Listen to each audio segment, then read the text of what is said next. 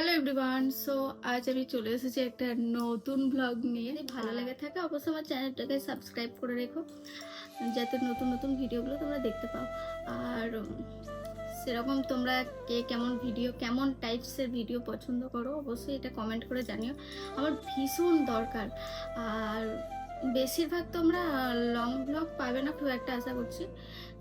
তবে এলে শর্ট ব্লগটা বেশি করে পাবে, আর ডেলি ব্লগ আসবে শর্ট ব্লগ। তো তোমরা যদি চাও যে আমি গেট রেডি উইথ মি করি, তাহলে আমি অবশ্যই করব, কারণ আমার এরকম ধরনের মানে ব্লগ খুব ভালো লাগে, গেট রেডি উইথ মি।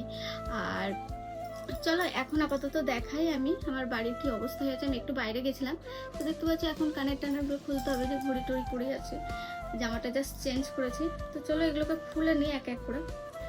আর মেয়েটা ভীষণ জ্বালাচ্ছিল জানো তো, তো তো কানেরটা খুলে নিচ্ছি এক করে। আমি দেখলাম ব্লগটা আগে করে নিই, তারপর সবে গুছাবো। বাড়ির অবস্থা ভীষণ খারাপ হয়েছে, খাটের অবস্থা ভীষণ খারাপ হয়েছে। আর মেয়েটা যেহেতু বিস্কুট খাচ্ছিল, খাটের মধ্যে একদম গুঁড়োতে ছড়িয়ে রেখেছে, পিঁপড়ে ধরবে যদি না ঝাড়ে। আর খাটের অবস্থা একদম খারাপ, চেয়ারে বসে আছে, চেয়ারের অবস্থা খারাপ। চলো তোমাদের সাথে, তো তোমরা কি দেখতে পাচ্ছ খাটের অবস্থা? তারপর দেখায় এই যে চেয়ারের অবস্থা একদম খারাপ। আমার আবার একটু ঘরটা গুছিয়ে না রাখলে বিরক্তিকরই লাগে। এখানে রয়েছে মুদিখানার জিনিস। আর দেখো আমার মেয়ের অবস্থা, এই যে এখানটায় পুতুলটা ছিল, আর আমার মেয়ে পুতুলগুলোকে এখানে ফেলে দেয়। জুতোটাকে কিন্তু আমি নিয়ে আসিনি, জুতোটা আমার মেয়ে পরে পরে নিয়ে এসে আর কি। তো চল আমি এগুলো গুছিয়ে নিই ঝটপট।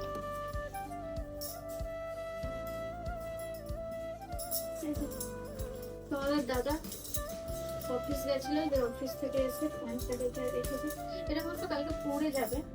আর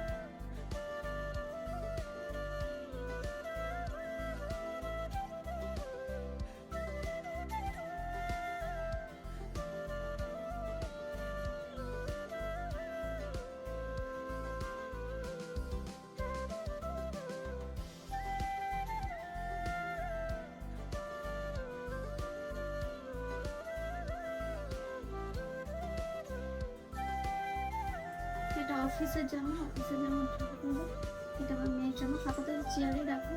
তো চলো এবার এগুলো গুছিয়ে নিই।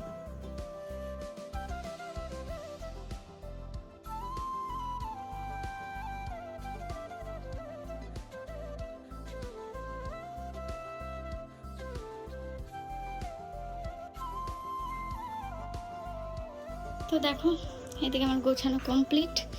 আর এই যে, আর ওখানে তো সকালে পড়ে যাবে এই জামাগুলো, সে কারণে আর রেখে দিইনি, ওখানেই রেখে দিয়েছি চেয়ারে। ব্লগটা এখানেই শেষ করছি, আবার দেখা হবে নেক্সট ব্লগে। ভালো থাকবেন, সুস্থ থাকবেন, ধন্যবাদ। চলো টাটা।